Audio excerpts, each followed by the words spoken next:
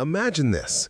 CM Punk standing in the center of the ring, championship held high, finally reaching the mountaintop he fought years to climb back to, only to be blindsided by the two men he trusted most.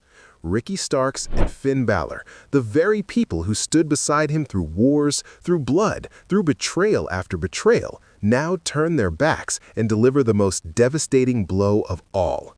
They don't just leave him broken, they strip him of everything he worked for and hand it directly to Judgment Day. This isn't just a what-if scenario, this is a nightmare that could actually reshape the entire WWE landscape, and I'm about to show you exactly how this catastrophic betrayal would unfold, why it makes terrifying sense, and what it means for the future of professional wrestling. Let me paint you the picture that WWE refuses to acknowledge, but we all know is brewing beneath the surface.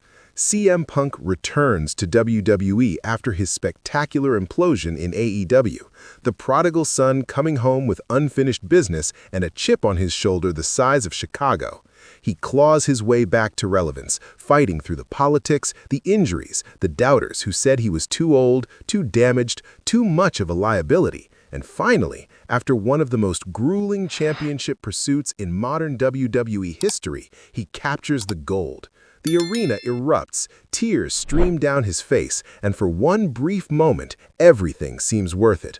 But here's where the story takes its darkest turn.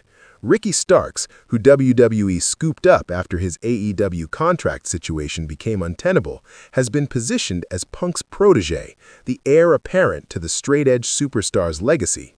They've been cutting promos together, watching each other's backs against the Judgment Day onslaught, building what everyone assumes is an unbreakable bond, forged in mutual respect and shared struggles.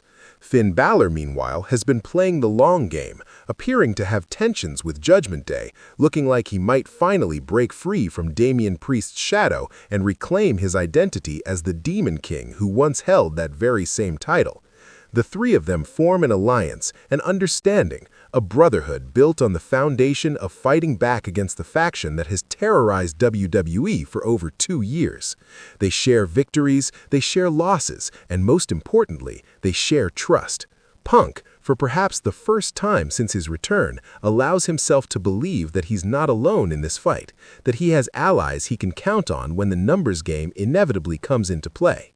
Now let me ask you something, and I want you to answer honestly in the comments below. Do you think CM Punk has ever truly trusted anyone in WWE since his return, or has he just been waiting for the other shoe to drop? The championship celebration happens on a massive pay-per-view. Let's say WrestleMania or SummerSlam, the kind of show where moments are etched into history forever. Punk stands victorious after an absolute war of a match, his body barely holding together, running on pure adrenaline and vindication. Starks and Balor rush the ring, and the crowd assumes they're there to celebrate with their brother-in-arms. They hoist him up, confetti falls, and for 30 glorious seconds, everything is perfect.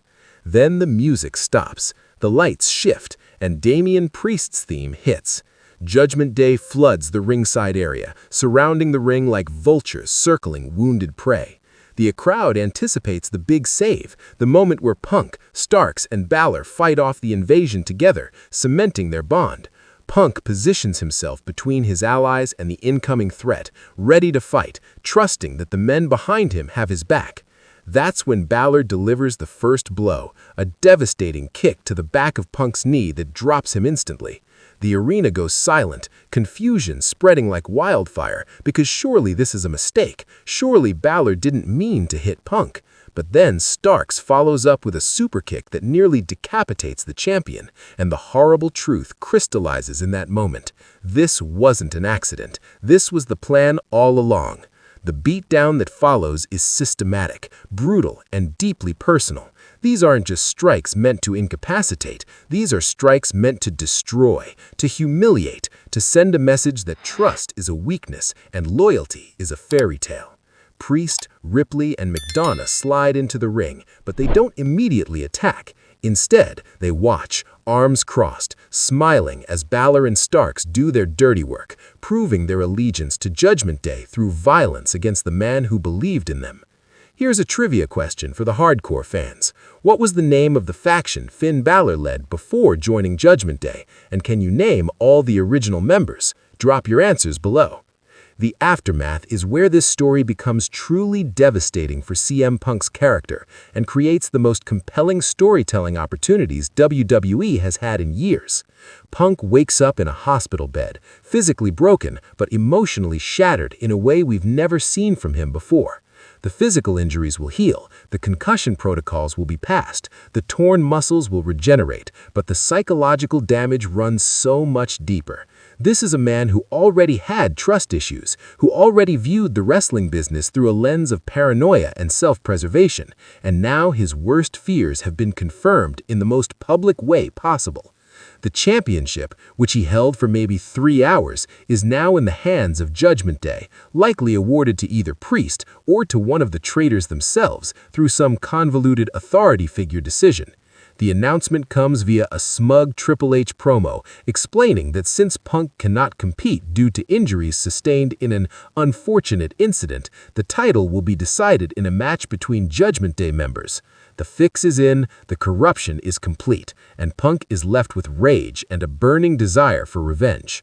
But here's where WWE could elevate this beyond a simple revenge storyline.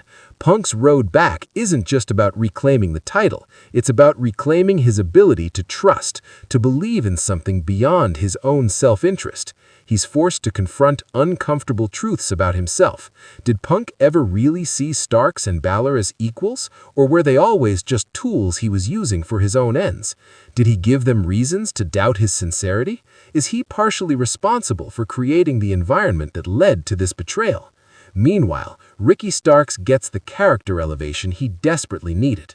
In AEW, he was criminally underutilized, relegated to catering while less talented performers got pushed.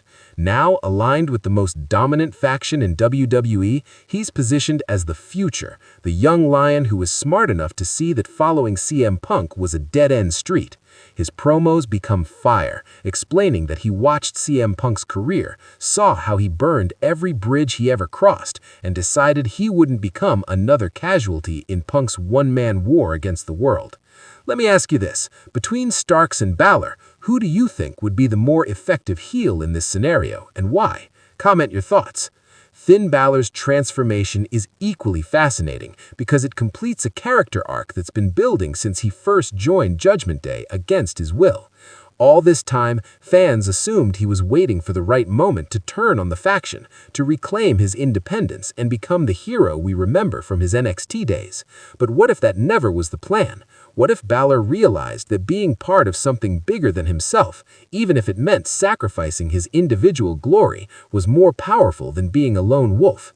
His demon persona gets retconned in promos as never being about heroism or overcoming darkness, but about embracing it, weaponizing it, and using it to destroy anyone who stands in Judgment Day's path.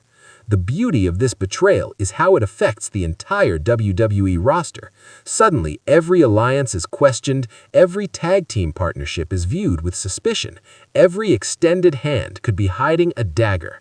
Seth Rollins, who has his own complicated history with both betrayal and being betrayed, becomes an unlikely ally to Punk, not because they're friends, but because they recognize in each other the scars that come from trusting the wrong people.